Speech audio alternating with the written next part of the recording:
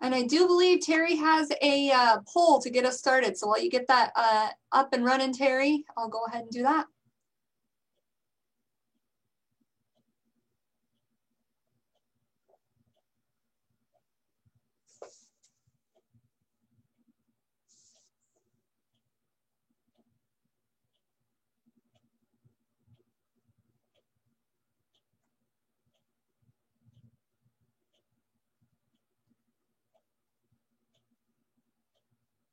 Terry, you are on mute, so I don't know if you know that. Yeah, just running through that tech stuff. All right, good, thanks.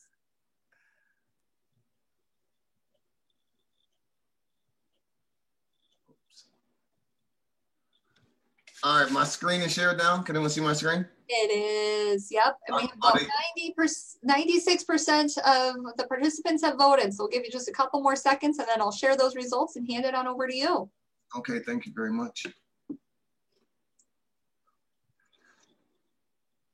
All right, so right up here you will see the polls. Terry, I'll hand it on over to you. Excellent. Well, thank you so much, Taylor, for having me here at the Nonprofit Exchange. Really excited to do it. Love seeing all the familiar faces, my friends in the nonprofit sector. This is really cool what you all are doing and giving us the opportunity to come together and hear from one another. One thing we know in the nonprofit sector is that there is more need than supplies. And if we can come together to get to know what are the resources out there that we can become better navigators of support while we are in this community, that is a fantastic use of our time. And so grateful that the helpline, it has coordinated this activity. Thrilled to just be here to talk about Hurdle Life Coach Foundation and what we're doing in the community. Love seeing some of my inspirations like Lori at Dress for Success and what she does. And I seen Patrick Gale when I first popped on here, and just people that I know are with me in this effort and with us in this effort that really keeps me going. So good to see some of my friends like Patrick and Lori and Amy and Wendy and everyone. And those who I haven't met. My name is Terry Liggins with the Hurdle Life Coach Foundation.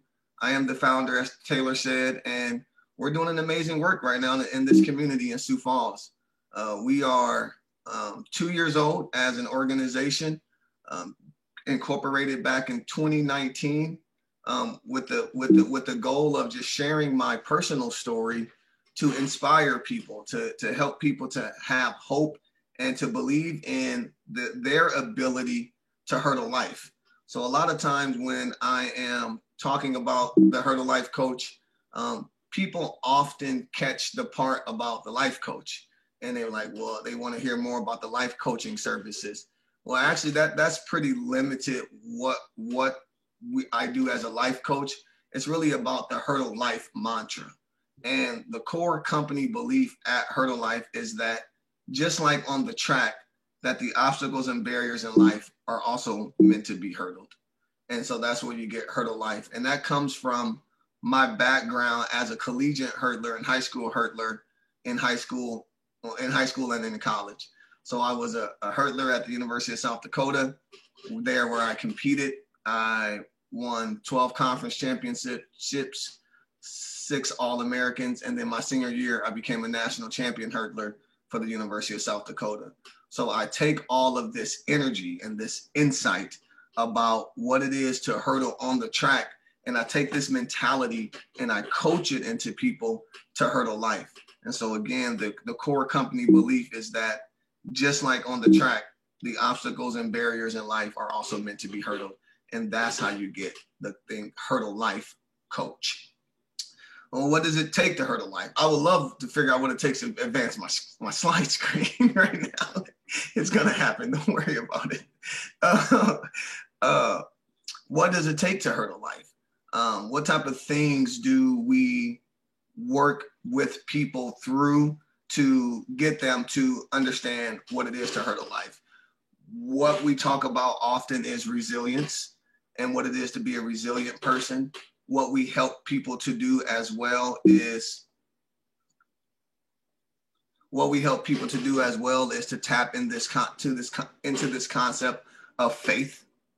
And what does it mean to what does it mean to have faith and believe in what has not happened yet.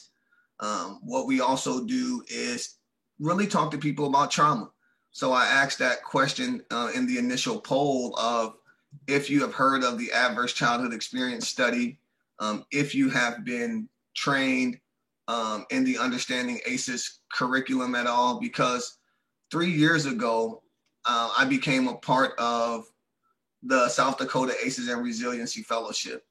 And that experience was transformative for me. Growing up in the single parent home I did in Omaha, Nebraska, drugs, violence, and gangs all around, various different conditions and experiences that I had no choice in were happening to me. And as I matured as a teenager and as an adult, I made choices and I had behaviors that for me were normal behaviors. They were behaviors that I developed to survive the environment that I grew up in.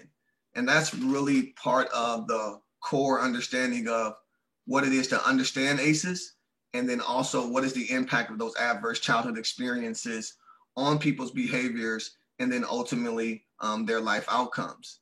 And so here I am at 31 years old, not knowing that some of the experiences that I had as a child were actually traumatic events. They were what I call adverse childhood experiences. And getting that understanding completely transformed the way that I perceived myself and the way I began to engage with others and educate in the community. And so now at Herbalife, when we do education, mentorship, coaching, one of the things that stands us apart is our organization is led by what is called a credible messenger. And a credible messenger is a person who has the lived experience with the issues that they're helping people to tackle or helping people to hurdle. And having a credible messenger in leadership, having a credible messenger at the table, having a credible messenger a part of the solution really changes the way in which people engage with those services. It changes the way in which the depth in which you can get to with people. There's a different level of empathy. There's a different level of trust. And there's a different level of results that you get when you have a credible messenger. And so coming from that background of a single parent home, having my first child at 15 years old, being a first generation college student, having friends and family members die suddenly to gang and gun violence, having family members as close as my brother go to prison 3 times, and then having my own experiences with the juvenile justice system and the justice system as an adult. What we do at Herbalife when we're helping youth of all age, students of all ages, and people in all stages of their lives transition, these are experiences that I have lived and I get and I know. So as we are providing our community education into the community about how to support, youth that are in transition through middle school, high school to college, college to workforce, or within the workforce, and we're talking to community about how do you help homeless transition from homelessness to security and stability. How do you help someone who is coming out of the justice system, jail or prison, to reintegrate into the community and have sustainability and have sufficiency, have esteem, confidence, worth, and contribute. All of these experiences, I wouldn't have asked them for myself. Some of them happened to me. Others were consequences of my own choices, but I carry them all with me. And it's so important that we have the conversation about understanding our experiences and how our experiences shape our perspectives, our beliefs, and how that is a part of this work of diversity, equity, and inclusion. If you've been participating in any of the DE&I trainings, you'll see the iceberg graphic that shows you the diversity that meets the eye, and then there's the diversity that doesn't meet the eye underneath the surface. The iceberg is 10%, 90%, and experiences. Terry, I don't want to interrupt you, but we do have your presentation. Do you want us to share it on our end? No, Taylor actually decided to go with a second one. And all right, so that's good. Going this in. Thank you. Those experiences, 10%, 90%, there are diversities that are beneath the surface, and experience is one of them. And so that's a big part of my work as an educator, or our work as an educator at Herbalife, is to talk about the diversity of experiences, talk about the diversity of thought, talk about the diversity of perspective. And this service is really in high demand right now. One thing we can celebrate at Hurdle Life is that people want to hear from us and they want to know what we know. They want to know more about trauma-informed care. They want to know more about diversity, equity, and inclusion. And they want to know more about how can we be most effective in supporting vulnerable youth or vulnerable adults. And we are experts in that. We're experts because I've lived it, and we're experts because we study it. So I'm not alone in our efforts at Hurdle Life. I'm surrounded with an amazing team of advisors, a board of directors. I have an assistant who also supports the program, and me as an executive who's here with me as well. Thank you, Curio. And we are just rising to the opportunity to be a part of the solution in this community. And it takes all of us to get this done. Our mission statement at the Hurdle Life Coach is to provide education, motivation, and inspiration to lifelong learners in all ages and community members in all stages. And I spoke a little bit too about those different stages for youth through middle school, high school, and college, young adults, whether they're coming from college to workforce or high school to workforce, or even adults as we transition through various new experiences in our lives, whether it's job to job, city to city, immigration, all these different things. We're always all in some type of transition. And what we do at Hurdle Life is help people to navigate those transitions. We have a vision statement that says we are here to create a world where every person is seen, supported, and empowered. You know, what I found in my own life experiences and as I work with other people, when people start making poor choices, it's often because they feel unseen, they feel unsupported, and they are not being empowered. When a person is walking through the day and they don't have a sense of being seen, being supported, or being asked to contribute, they start to behave in a way that they show that nobody cares about me, so why should I care about them, right? When the community doesn't show it cares, people don't have an issue with destroying the community, being destructive, contributing in maybe a not so healthy way. But when we as a community can show up and see people, support people, and empower them, that will change the way that they respond as well to us. And so that's our opportunity. That's our opportunity to make sure that we're seeing people, supporting them, and empowering them. And that is our vision at Hurdle Life. And so we do that in everything that we do, from our interaction with our guests, with our participants, with our team members. We've had values like perpetual gratitude at Hurdle Life. You can't say thank you enough. And really from a place of sincerity in that gratitude, because gratitude helps you see how much abundance you actually have in the day. Gratitude liberates you from the anxiety of the future and rescues you from the regret of the past. When you are in gratitude, you are inside of the day and you're seeing how much has actually been given to you today. And we see that every single day at Hurdle Life. And we're so thankful for all of our partners, our donors, our participants, our team. And by doing that, we're making sure people are seen, supported, and empowered. I encourage you to step more into gratitude. The number one belief at Hurdle Life is that a trauma-informed community is in the best interest of everyone. And we won't change that belief. That is our number one belief and will always be our number one belief. Coming into this understanding of trauma has been so personally transformative. And also the research shows how much this impacts every sector of our communities, because adverse childhood experiences are so common. Anywhere that there is a person with a brain and a heartbeat, a conversation about how are we being trauma informed should be happening.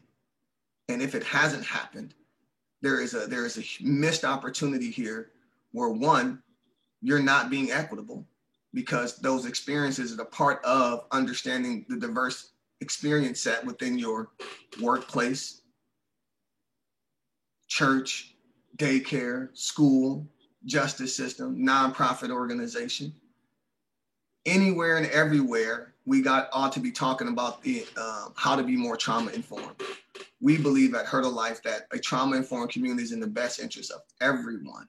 And so the work that we do with Children's Home Society, we do have a partner here with us, Cassie Nagel, Center for the Prevention of Child Maltreatment, and the South Dakota ACEs and Resiliency Fellowship. We go everywhere we can to talk about how to be more trauma informed, because it moves people to a place of compassion, empathy, patience, and also helps people to really arrive to that place of healing. And that's where things really change.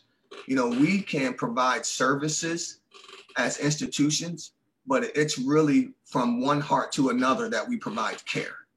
And it comes from a place of sincerity. And when you start doing that, you help people to heal. You know, you ever heard the saying that hurt people hurt people? Well, healed people healed people. And healed people help people. But what type of approaches, strategies, solutions are we doing that is really promoting healing from experiences that people have survived? Understanding trauma is going to get you into that wheelhouse where you're able to start to help people with their healing. Just going beneath the surface a little bit about trauma, I figured this would be more effective in regards to the first presentation I thought I would share. But I just want to give a little bit of education on that trauma. When you hear the word trauma, you hear the word diversity, you hear the word entrepreneurship, you see the surface level, but there's always more beneath the surface. And when we talk about trauma, what we really are talking about is 3 E's: the event, the experience with the event, and the effect of your experience with that event. And so 2 people can go through the same event, have a different experience, and have a different outcome. And that's one of the key concepts to understand when we're talking about trauma. So one of the examples we often use when we educate is that we all experience COVID-19, but each person experienced it differently. And based on your experience, you got a different outcome. I use the example of having 5 other siblings in the same home. We all experience that single parent home environment differently, and we all also experience different outcomes. And so when we get this understanding of trauma and these 3 E's, we begin to start to look at people with a new information that allows for us to be trauma informed in our shaping of our support of them, in our empowerment of them, and as we help them to become contributors.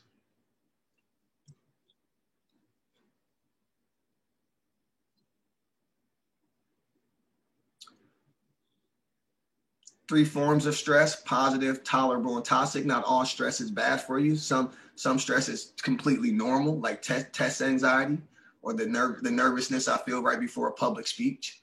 That's not the stress we are concerned about. It's when we start getting to the place where it gets toxic and there's no buffers and no support around people. That's when we start to be concerned about how are we helping people to mitigate stress from their different events. This ACE pyramid drives our education and our work. It essentially shows you that when we're looking at our society and we see things like social, emotional, cognitive challenges, health risk and behaviors in our community, disease and disability, there's a foundational thing called adverse childhood experiences that are at the base of all of these things. So we can continue to work in the smaller parts of that pyramid, or collectively begin to, as a community, understand ACEs and resilience, the neuroscience of stress on the brain, and begin to collectively begin to impact some of these other challenges we're seeing, like social, emotional, cognitive functioning or disruptions, health risk and behaviors, and disease and disabilities. I strongly encourage you to learn more about understanding ACEs. I won't get into too much of this part of the impacts of trauma, because I want to talk to you about the program we're doing called Change. But there's data out there, there's research out there. This stuff is research-based, it's evidence-based. When you implement these practices, the type of response that you're going to end up receiving. ACEs aren't a destiny. Just because you have these adverse childhood experiences, such as parental separation or divorce, maybe witnessing domestic violence in your home, various forms of abuse, physical, sexual, emotional. You know, I often tell the story that one of my ACEs is the fact that I experienced neglect as a child. But the number one form of maltreatment is neglect, and the number one contributor to neglect is overload, not bad parenting. My mother worked 2 jobs to support 6 kids. So she wasn't as emotionally available as some would be if they didn't have to or need to work that much. So my mother is not a bad mother. She had overload. And because of that, I experienced neglect, one of the ACEs. Similarly, so my father, who left our family at 4 years old, neglect from that as well. But you can't see that from looking at me. You don't know that story, that history from looking at me, but understanding ACEs and what they are and how to assess and how to have that conversation will begin to help you to learn more about what's happening underneath the skin with the people that we're interacting with, working with, living with. ACEs are in the home. This impacts the way we parent, the way we partner, and how we are also as professionals. I shared the number one belief that we have, which was a trauma-informed community is in the best interest of everyone. And Taylor, when's my 20 minutes? So, because I'm watching the clock too, so I know when to speed up. It'll be about 9:20, or what time would it be my end time? Yeah, about 9:20. Okay, thank you. I shared the first belief, which is a trauma-informed community is in the best interest of everyone. Our second belief at Heart of Life is that human potential is infinite. So when we interact with people, we believe in their infinite potential. We believe that whatever version of yourself that you see yourself becoming, we believe that you can accomplish that. And then we even believe that you can go beyond that. And that's a type of affirmation that turns people from dim to bright, that brings people back to life. It causes a resurrection when you tell a person that they have potential. I remember being a sixth grader, and my sixth grade teacher told me I had potential, and I did not know what it meant, but it gave me life. And I've been trying to pursue and manifest that potential ever since. And I believe as Miss Carol could see me today, she would be proud of how far I've come, despite the stumbles, the falls, the hurdles, the mistakes I've made. At Heart of Life, we believe that life is not wins and losses, life is wins and lessons. We give that perspective shift. We help people to know that you learn more in your failures than you do in your victories. And so it's okay when you fall. So it's okay if you have been to jail, prison, detention, divorce, lost a job, these different type of experiences. What did you learn from those things? Life is not wins and losses, it's wins and lessons. And when we become a share of our lessons, our teachings, we become walking wisdom, we become a flashlight, a compass, and a lighthouse for our community, believing that human potential is infinite.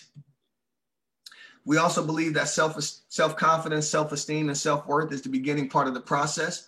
Kudos and credit always to the organizations that are providing basic needs, housing, hygiene, food, clothes, shelter.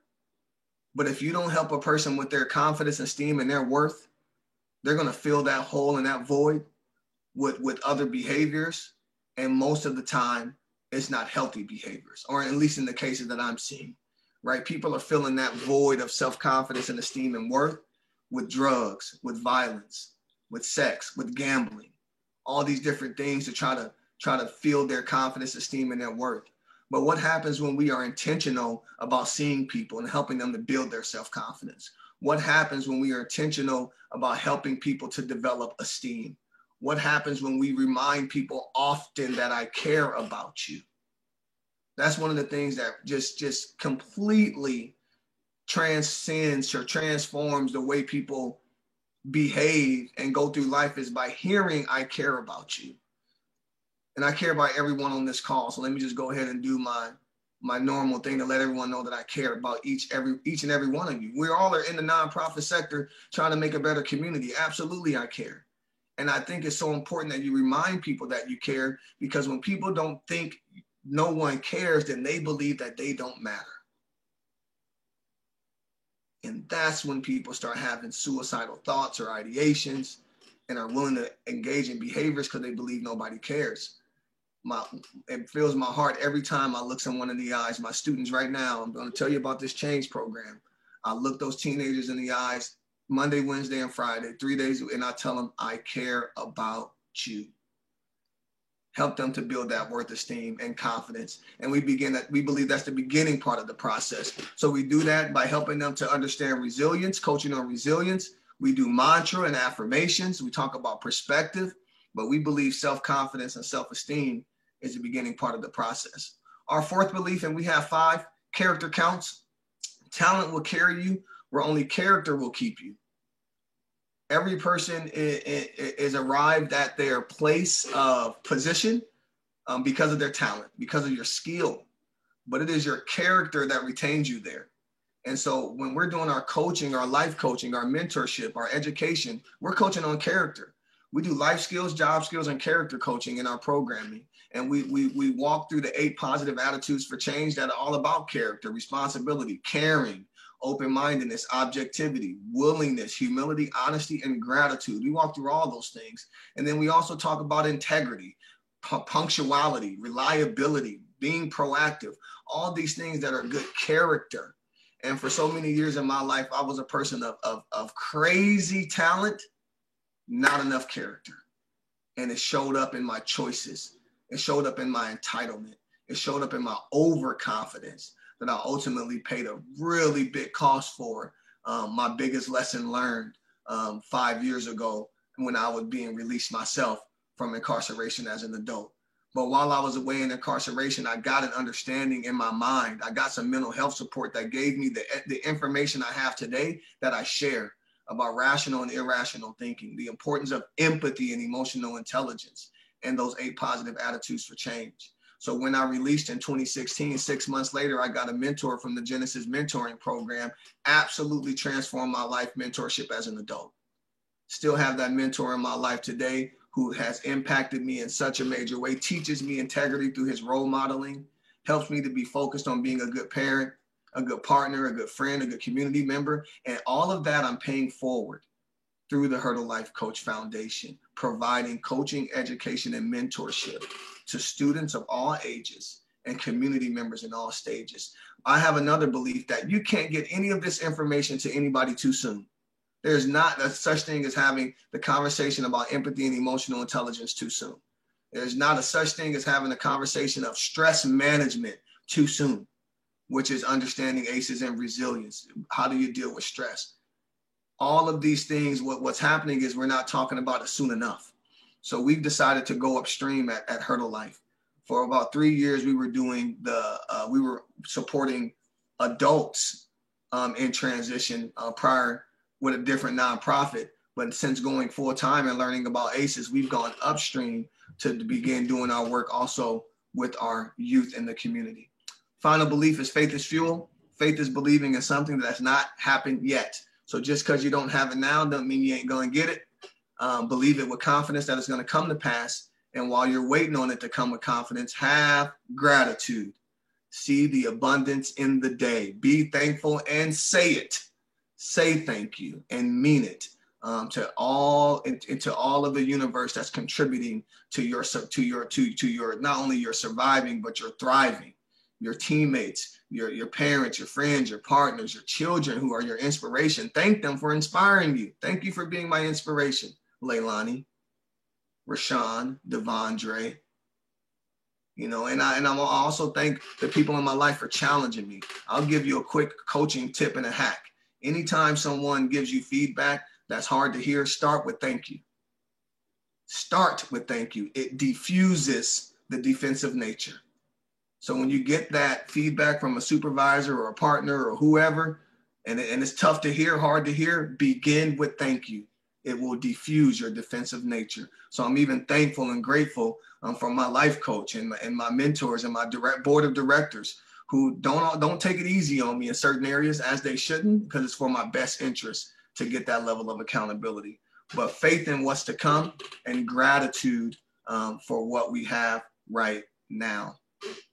So a little bit quickly about the primary program that we're doing at Hurdle Life Coach, which is called the Change Program. This slide quickly talks about the 4 R's, how we realize the widespread of trauma, recognize the signs and symptoms, respond, and then resist re-traumatization is our goal with our education services. So what we're doing today at Hurdle Life, primarily, we're doing a lot of different things. I talk about the community education. We're doing some organizational consulting. We're working with adults right now with the team leaders, the team Think 3D in our county. So providing some support to adults on probation and state parole. I'm also doing some work with ACE Academy with their K through 8 private school here in town. I go there once a week and meet and have lunch with their boys. We call it the Boys Crew Lunch. That crew stands for courageous, resilient, excellent, and winners. And I'm there doing that work. But primarily what's consuming our programmatic time is this program called Change. And Change stands for Challenging Historically Accepted Notions for Greater Expectations. We have a program vision that has a change program from people from middle school all the way to high school.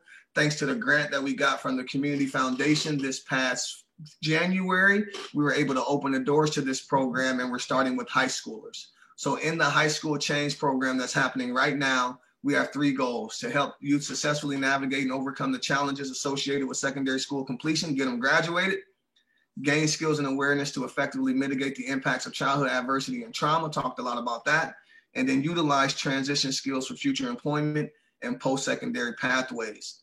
When we open the doors to our adult program, we're going to do the same thing: challenge historically accepted notions for greater expectations, but we're going to help them transition from incarceration and homelessness to security, responsibility, and contribution, help them address their ACEs and understand them and help build resilience, but also help to maintain sobriety, gain an understanding of community-based resources, and establish a personal recovery network in their lives, and help them to reintegrate into society, community, and workforce, and also their family.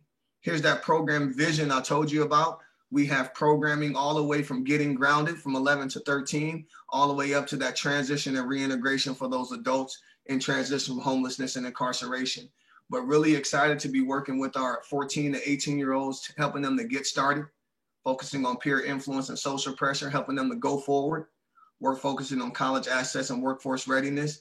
We have a healthy boundaries one that we want to roll out someday to help people with inappropriate touch and focus on empathy, accountability, and communication. Super excited to do a Getting Launched for young adults, 18 to 30, focusing on identity and independence, but then also transition and reintegration, as I mentioned. So you can see where we're trying to go with Her to Life and also with the Change program. And so we're doing that work right now with the high schoolers, as I mentioned. We are meeting Monday, Wednesdays, and Fridays at Trey Ministries, 3:30 to 5:30. Trey Ministries is on 900 West 11th Street. It was formerly the Rock and Roll Academy building. It's an amazing space, a super inspiring space. And we are there 3 times a week providing our high school after school programming. And so what we want the community to know is that we are here in the gaps to provide mentorship in the margins. And we're doing it in a way that speaks to the power of the credible messenger, speaks to the power of being trauma informed in our approaches. And just, it's a place where people who have been through certain experiences, they're safe. Oh, sorry about that. They're safe. I lost the last point with the location and the date and the time. But again, it's at Trey Ministry, 900 West 11th Street, right across from the U-Haul, 12th and Grange area. Big, beautiful building was the Boys and Girls Club, Rock and Roll Academy. But this space is safe. It's inviting. All this comes from a place of sincerity. You cannot fake authenticity. And so when we're working with adults or youth, they know it's sincere. They know it's real. And we're getting great results right now. People are bringing their friends. We've got strong retention right now. There's room for more. We're keeping it enrolled. We just got court approved, so the counties can send the diversion students to us as well. And we are just still wanting the community to know what we're doing and how to support us, because we still do need more support to be sustainable. We're still kind of bootstrapping all of this, so we still need grants and volunteers and those different type of things. But so grateful for the strength we have right now to be doing the work we're doing right now, and so grateful for this opportunity to talk a bit about what we're doing at Her to Life. Thank you, Terry. My goodness, so much information in one little presentation. What amazing work that you and your crew at Her to Life Coach Foundation are doing. Thank you so much. Amber asked, what are the times for this? How do students get there? So it's 3:30 to 5:30, Monday, Wednesdays, and Fridays. Right now it's for high schoolers, 14 to 18. So I have students that are driving themselves. I've got a couple students that are being dropped off by their parents. We are not providing transportation at this point. We aren't covered to do that, and we don't have the resources to do that. So it really is a, self-provided, where those high schoolers are driving themselves or parents are bringing them to the program. Thank you. What other questions does everybody have? I know in the chat, Cassie pointed out, hurt people, and healed people, heal people, or healed people, help people. That's powerful. Definitely agree with that. Thanks for putting that in the chat there, Cassie.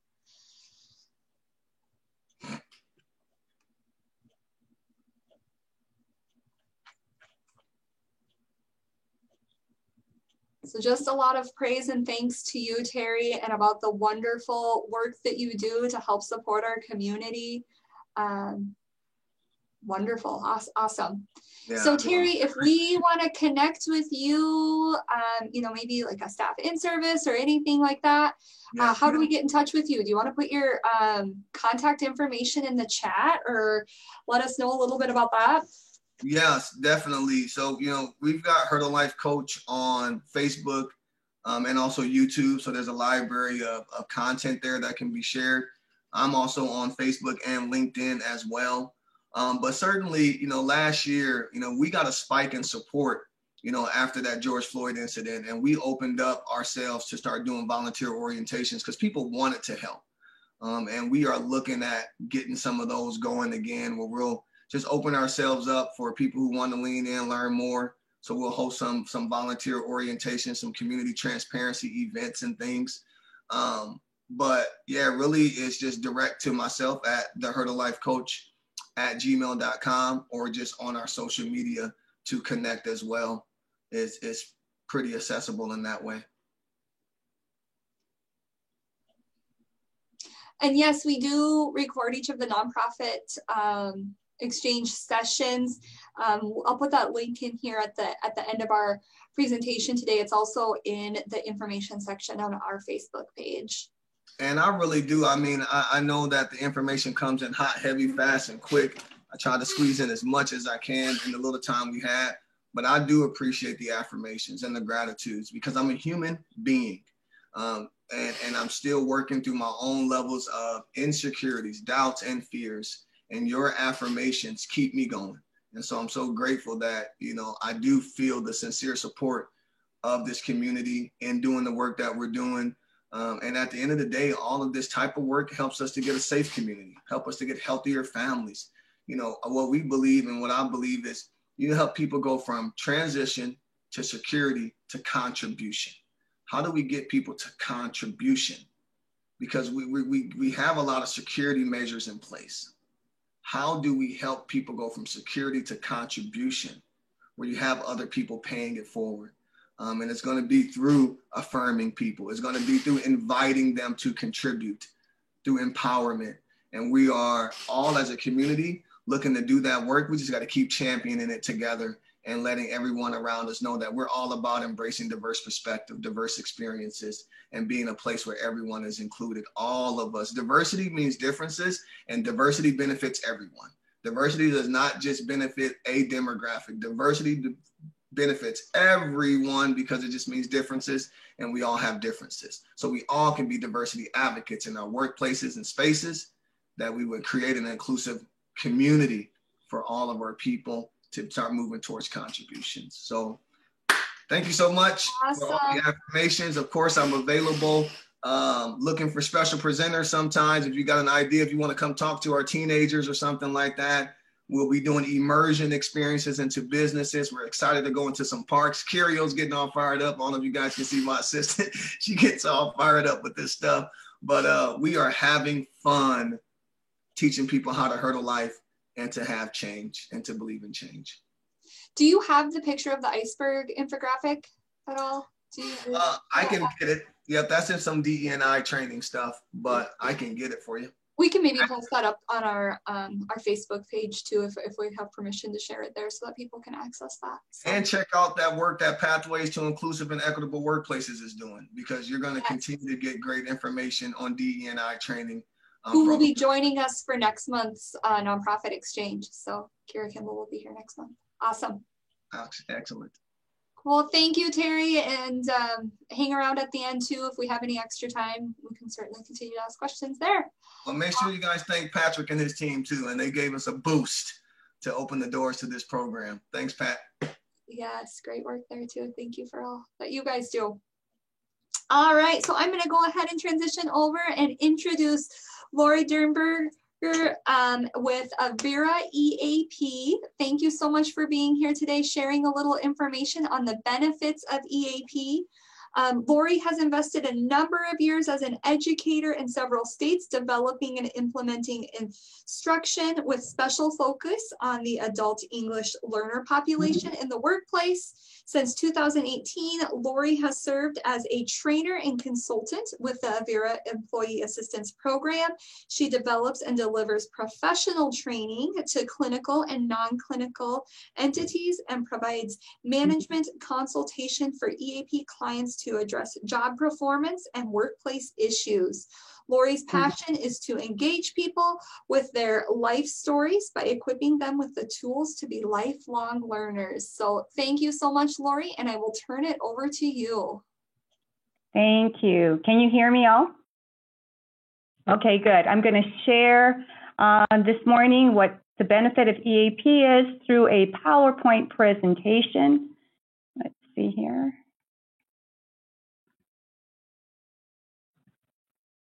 All right, excuse me. So as Taylor said, my name is Lori Dernberger, and I'm one of the trainers and consultants with the Avera Employee Assistance Program. So during this brief presentation, you will hear about the EAP benefit and resources for employees and business management. So the EAPs exist because of the reality that sometimes distractions and... We don't see your presentation. Did you share? Oh, I am sorry. Okay, let's see what the problem is here. Let's see with share screen. That is the problem. I am sorry. All right. Now do we see it? Yes, thank you. Great. All right. So as I said, the rationale of having an EAP is the reality, especially as Terry talked about it, is that sometimes distractions and life stressors can have a negative impact on our jobs. So organizations elect to provide this benefit for its employees to help them remain focused and productive at work. So an employee assistance program is a 24/7 resource that helps people address and hopefully resolve personal and workplace issues in a timely, confidential, and cost-free manner. So at Avera EAP, we follow the industry standard of assessment and referral to appropriate resources in addressing general life issues, such as what is listed on the screen in front of you. And this list is not meant to be exhaustive, as you all knew, as Terry mentioned. You know, there's stress and there's trauma and general life issues that start off as what is normal and can be tolerable, but what we're really aiming at is that it doesn't get to that level, to that place where it becomes toxic. So one of the most common ways that the EAP helps is by referring the caller for EAP counseling. Organizations elect a plan that allows for up to a predetermined number of EAP sessions to address a particular issue. EAP sessions are intended to address general life issues within a short-term problem resolution or brief counseling framework. And what that means is that there is no diagnosis or treatment of mental health issues, and session records are not part of an individual's medical records. EAP sessions are confidential, except as otherwise required by law. Employees and their dependent family members are eligible for EAP counseling. There is no insurance processing, no copay, no bill. EAP sessions are with a licensed mental health provider, and the Avera Employee Assistance Program maintains a nationwide referral network so we can serve you wherever you are. In addition to in-person counseling, employees and their dependent family members may connect virtually with an Avera EAP licensed counselor via the online technology of Avera Now. Connecting with Avera Now for virtual sessions is quick, easy, and convenient. Clients also have access to unlimited telephonic, financial, and legal consultations to address financial and also non-employment legal issues. The phones are answered Monday through Friday, 7 a.m. through 11 p.m. Central Standard Time. If issue resolution requires additional preparation, planning, or more specialized assistance, the consultant will offer the employee a free 30-minute consultation with a qualified financial counselor or local attorney. When contacting Avera EAP, callers will be advised of the confidential nature of the EAP services. They will be asked to provide their name, contact information, and a brief description of their issue so they can be referred to appropriate resources.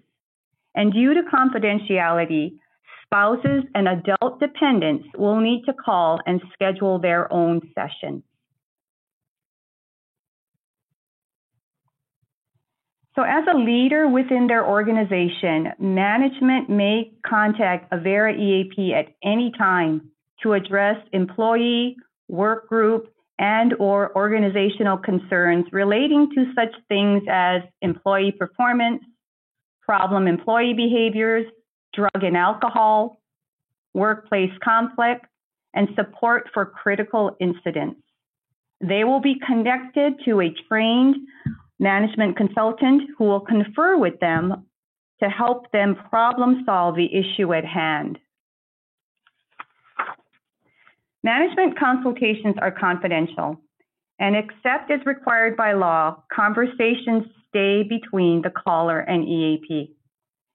EAP consultants act as a neutral third party. This means that their role is to come alongside of human resources staff and managers in a collaborative manner to help clarify and rightly define an employee problem or company concern, explore pertinent background information relative to the issue, and to assist in the development of an appropriate action plan to address the issue. Avera EAP also provides assistance with informal, formal, and mandatory employee referrals. Informal referrals are self-initiated, meaning that they're voluntary on the part of the caller, though it may be suggested or advised by a manager or supervisor. But perhaps the most strategic types of referrals for employees in addressing workplace issues are the formal and mandatory referrals. A formal referral is most useful when an organization, typically through HR, needs verification of an employee's contact with and assistance from the EAP to address performance or behavioral problems at work. For example, anger management behaviors, sexual harassment behaviors, attendance issues, and so on. A mandatory referral is a term we use when an employer requires an employee to work with the EAP to receive a substance abuse assessment and referral for appropriate treatment, usually due to a positive drug or alcohol screen or the employee's disclosure of a substance abuse problem. The two key components of both the formal and mandatory EAP referrals are, one, confirmation of the employee's call for EAP assistance, and two, verification that the employee has followed through with getting EAP assistance. Beyond confirmation and verification, everything else remains confidential. For human resources to receive confirmation and verification information, it is necessary for the EAP to receive a completed authorization for release of information form signed by the human resources staff as well as the employee. To help an organization mitigate the troubling effects of traumatic events, Avera EAP can dispatch trained and experienced critical incident specialists to meet with management, work groups, and impacted employees, and the purpose of which is to help an organization manage the moment, not to counsel them, but to manage the moment and help employees resume normal workplace operations. Critical incidents include such things as an employee death, workplace violence, workplace accidents resulting in serious injury to one or more employees, natural disasters, company downsizing, or illegal activities.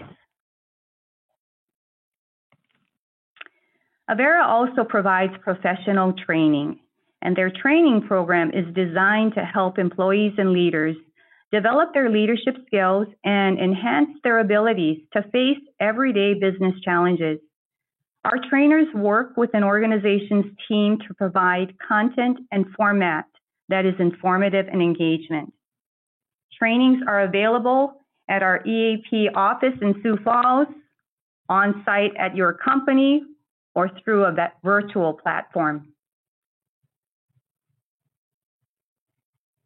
There are times where certain situations may call for specialized services. Avera EAP can help with referrals for threat assessment, fitness for duty, mediation, or executive coaching.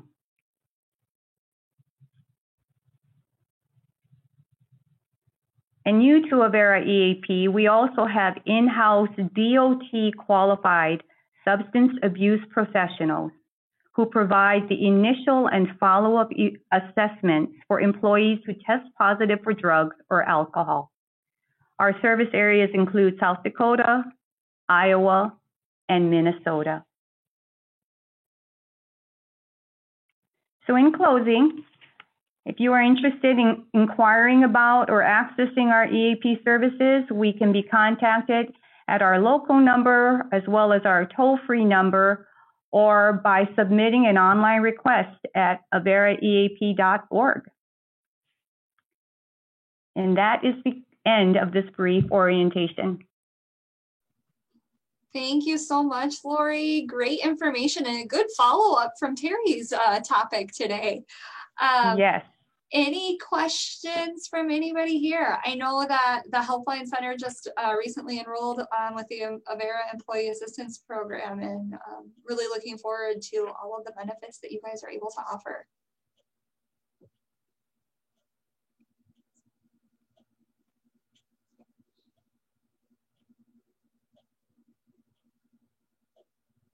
Awesome. I know Lori just did a staff in-service for our staff too about, what was the official title of your presentation? I don't want to misspeak. I believe it was Managing Stress with Self-Care. Mm-hmm. Yes, managing stress with self-care. There was some self-assessments that we could do. Just a really good reminder. You know, as Terry was even saying today, we all do really important work, and sometimes that work can be really tough on us too. So remembering to take care of ourselves is crucial. So thank you, Lori. Lori's contact information is up there. Feel free to reach out. What a wonderful asset to our community. Thanks, Lori. And Lori says thank you to Lori. Lori Montes. Great. Okay. Lori, if you want to go ahead and stop sharing your screen. Awesome. If everybody wants to go ahead, turn on your camera. If you have any other questions, please do let us know. And would like to open up the floor to allow anybody to share any updates, programmatic changes, anything that you feel would be important for everybody else to know about what you guys are all doing.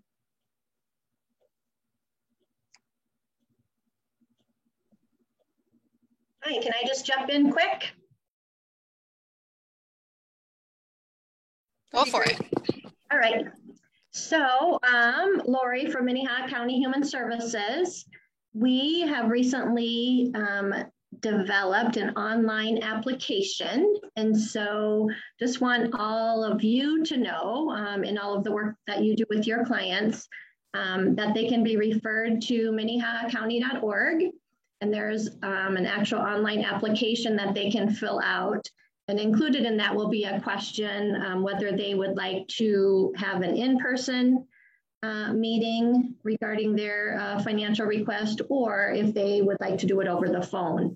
Kind of with COVID and changing out of need to doing things over the phone, we discovered that, you know, that can be a great option for people who can't make it into our office. And so offering that to everybody, and then just got that online application completed. So pretty exciting for us to be able to offer that, and an easier way for people to make application when they're in need with us. Awesome. Thanks, Lori. Can you remind us, I know that we're all probably pretty familiar, but some of the things that you guys may be able to provide that financial assistance with?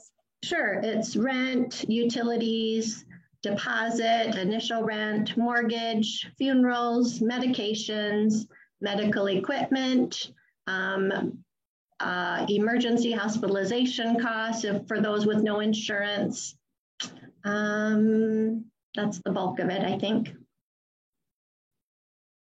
Thank you.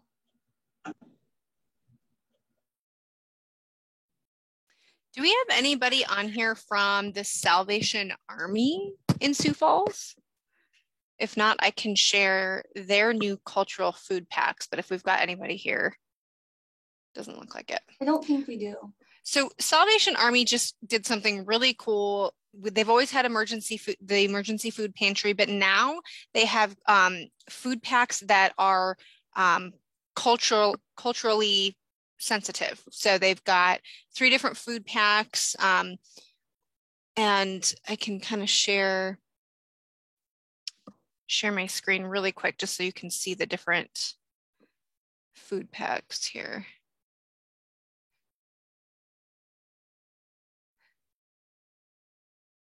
Screen 2.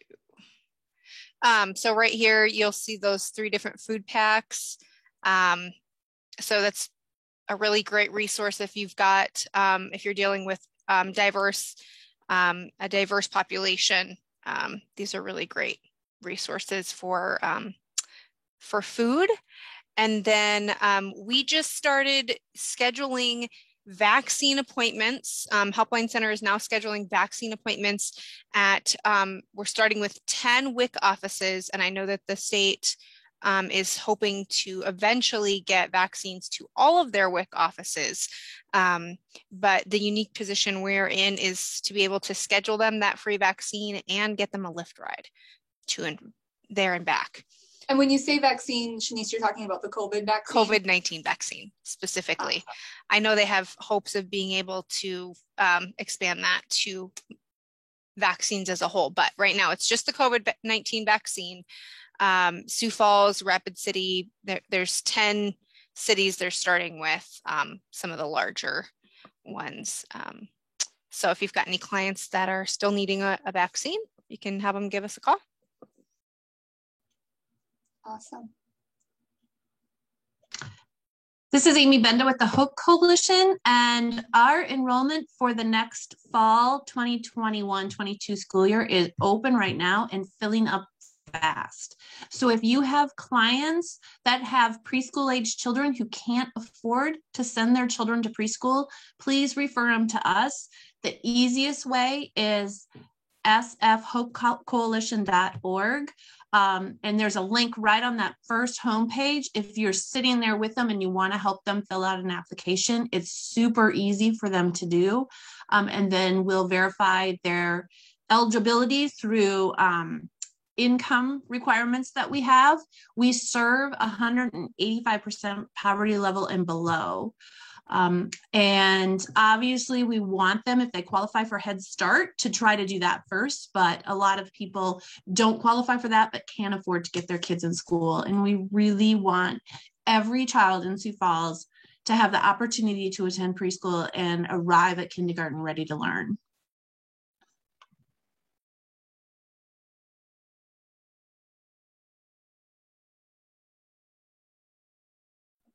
Awesome. Thanks, Amy. Oh, I kind of put that in there a little goofy. There is the link to the website there. So good. And you guys usually fill up every year, Amy? We do. We're right now, we are 70% full. We have spots for about 225 students within 11 schools across the city. So we have representation of schools in every kind of geographic pocket of the city. Great, thank you.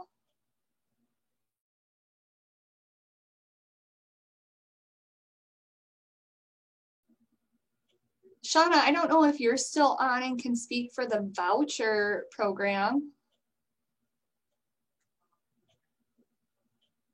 I see her on there, but I don't see her camera on. I am here. So the 605 Strong program, which has been doing COVID support, disaster mental health relief through the 211 Helpline Center and with Lutheran Social Services, is where we have a new voucher program to get people into counseling. So professional behavioral health providers can enroll through the Department of Social Services through the Division of Behavioral Health to become a voucher provider. And then we can, through 211 or the voucher provider themselves, can actually enroll clients to get counseling. And that's usually, there's two eligibility criteria. One is that they have to be uninsured or unable to pay their co-pays, or, they have inadequate coverage for behavioral health. And then the other is that they have to be impacted by disaster, either the weather-related disasters from 2019 or the COVID-19 pandemic. So either one of those two criteria, and then they can get a voucher for counseling. The counselor and the client determine the form and length of their treatment, and then the reimbursement is through Department of Social Services. So let me I'll post in the chat how to access the information for providers. Thanks, Shauna.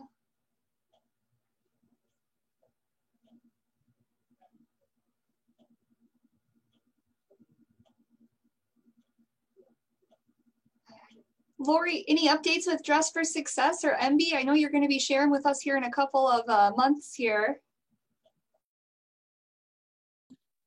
I would just share that for those of you who don't know, we are open for seeing people in person. We are also offering virtual options to our ladies.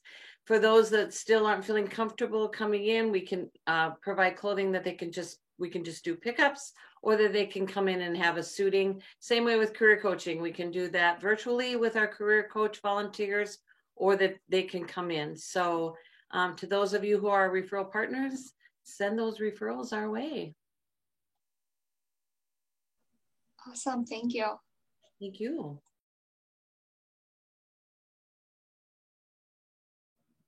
I know Wendy Dooley had to sneak out a little bit early, but reminding everybody that the Step Forward to Prevent Suicide Walk is coming up June 12th, 9 a.m. And changing locations this year, going to be at the Raven Amphitheater. And it is going to be a hybrid event. So you can attend in person or you can attend virtually. You know, I did virtually last year and ended up doing the sculpture walk downtown at the same time. So that was kind of fun.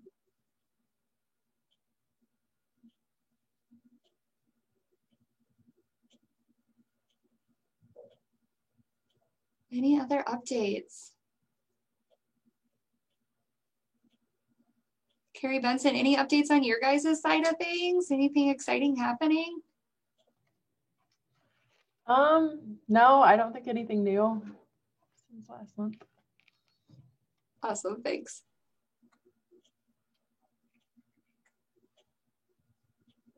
Okay, well, if there are no other updates, thanks for joining us. Next month, we will have Kira Kimball joining us, like Terry kind of mentioned, Pathways, with their new and up-running nonprofit.